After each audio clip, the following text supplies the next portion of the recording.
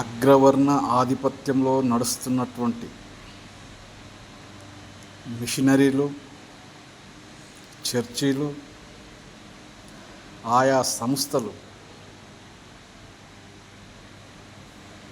ఉన్నటువంటి మిమ్మల్ని నమ్మి ఆనాటి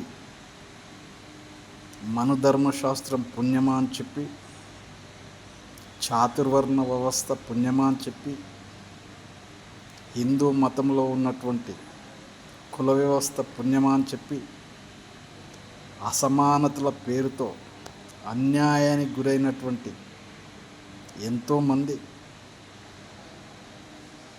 మీ మతంలో చేరి మీ గారడి మాటలు, మీ మాయ మాటలు నమ్మి మీ మిషనరీలలో, మీ చర్చిలలో, మీ సంస్థలలో చేరి మీకు అనునిత్యము, ప్రతి వారము, ప్రతి నెల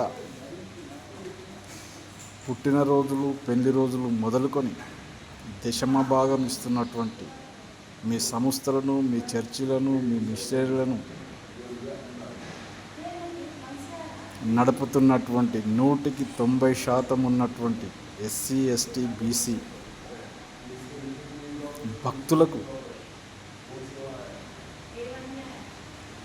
ఈ మధ్యన సుప్రీంకోర్టు వారు ఇచ్చినటువంటి జడ్జిమెంట్తో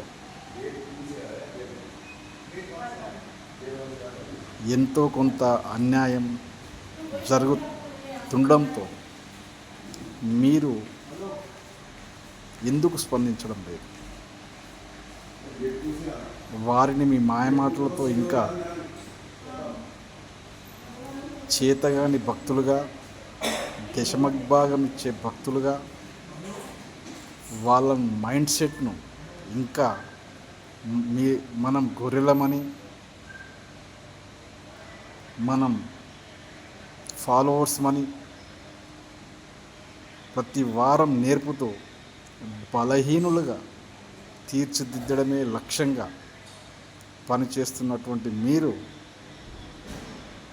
రాజ్యాంగబద్ధంగా రావాల్సిన వారి హక్కుల కోసం మీరేమైనా మాట్లాడతారా, మాట్లాడరా?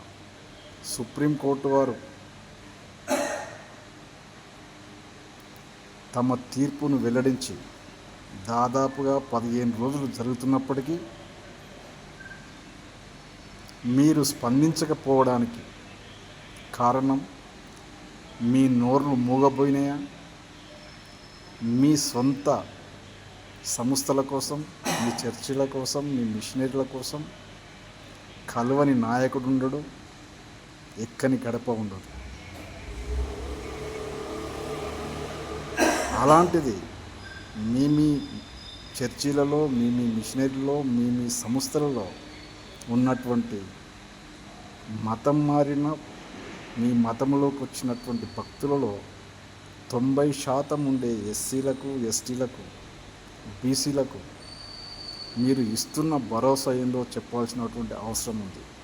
లేకపోతే అతి త్వరలోనే భారతదేశంలో మీ చర్చిలు, మీ మిషనరీలు, మీ సంస్థలు ఖాళీగాక తప్పదు.